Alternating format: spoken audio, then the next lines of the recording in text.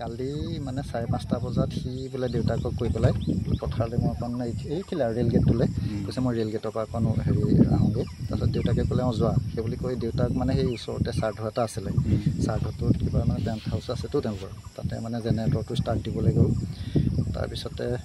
তালৈ যোৱাৰ পিছত আৰু যেতিয়া সি ঘূৰি যোৱা নাই ঘূৰি নোযোৱাৰ কাৰণে 6টামান বজাৰ পৰা তেওঁলোকে বিচাৰ খোচাৰ কৰি আছে বিচাৰ খোচাৰ কৰি থাকি পেলাই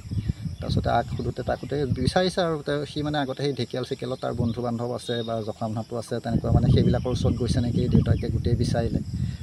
নোপোৱাৰ পিছত ইয়াতে তাক সোধোতে তেতিয়া মানে দুই এজনে মানে ক'লে আৰু ইয়াতে মানে তাক একেতে বহি থকা দেখিছিল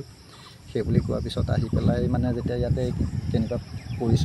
মানে পৰি আছে নেকি বুলি চাওঁতে মানে তেতিয়া মানে তাৰ মোবাইল দুটা আৰু চেণ্ডেলযোৰ উদ্ধাৰ হ'ল আৰু তেতিয়া মানে অকণ সন্দেহ কৰিলে আৰু ইয়াতে হ'ব পাৰে নেকি তেতিয়া মানে পুলিচ প্ৰশাসনৰ মানুহ আহিল